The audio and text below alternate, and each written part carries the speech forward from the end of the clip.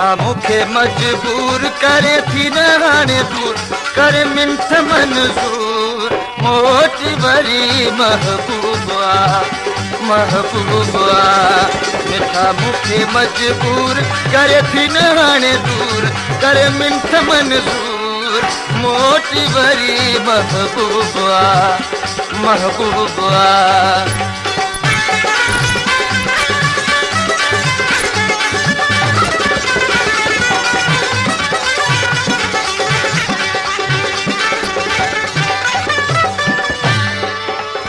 अज गाल्हियूं करियूं के प्यार जूं तेरी वसले भरे वापार जूं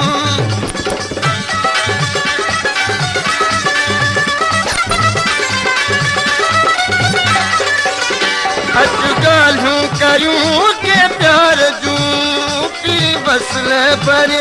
वापार जूं नथी अहिड़ो मगरूर एॾा कर न कलूर नथी अहिड़ो मगरूर एॾा कर न कलूर कर मिंठ मंजूर मोटी वरी महबूबा महबूबा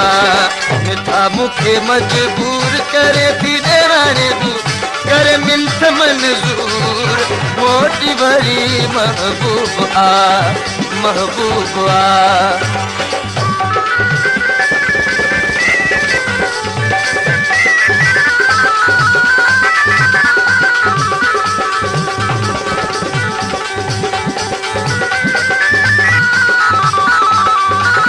मन मूर्ति मिलूं पई पाण में अचे ॾाढो मज़ो कुरिहान में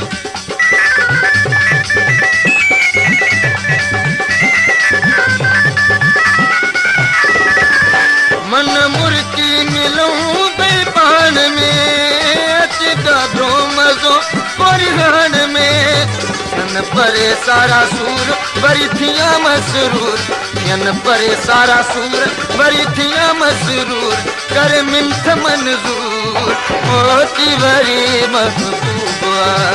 महबूबा मिठा मुखे मजबूर करे थी न हाणे दूर कर मिंठ मंजूर मोती वरी महबूबा महबूबा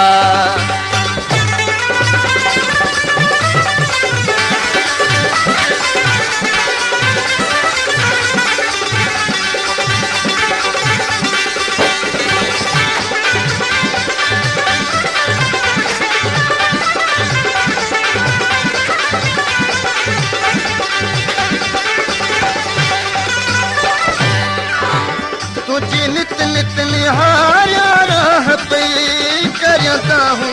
तेरा माह पई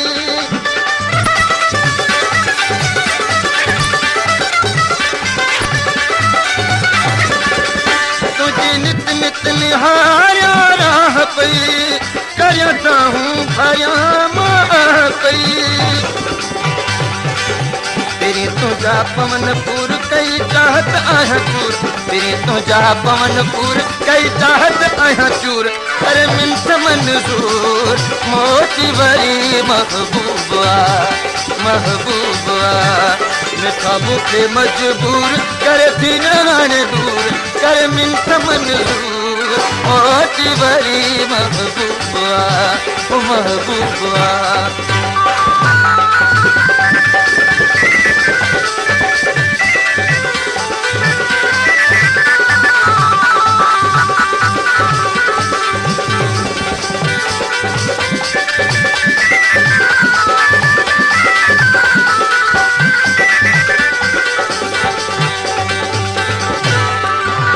मुझो साथी अची थी सिर में नाहे हाण झलो दिलगीर में